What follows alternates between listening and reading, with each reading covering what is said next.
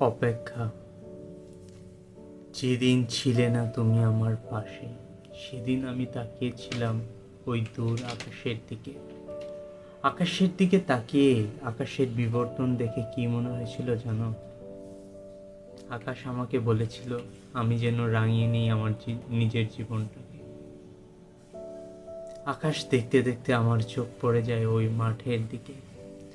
দূর মাঠের দিকে তাকিয়ে আমি দেখলাম আমার কানের কাছে শব্দ আসলো, সেই পাইলিংয়ের শব্দ। মাটি আমাকে কানের কাছে এসে বলল, ধৈর্য ধরতে শিখো নাই, ধৈর্য ধরতে শিখো। সেদিনও তুমি আমার পাশে ছিলে না, সেদিনও ছিলে না তুমি আমার পাশে। অজানা এক বিকেলে আমি বসেছিলাম ওই মিল্লাতের পুকুর পাড়ে। মৃদু মৃদু বাতাস বইছিল সেদিন। সেই বাতাসগুলো আমাকে কি বলেছিল জানো? সবকিছু ঠিক করে দিবেন তিনি। তিনি হচ্ছেন রব্বে কারিম। সেদিনও তুমি ছিলে না আমার পাশে, সেদিনও ছিলে না তুমি আমার পাশে।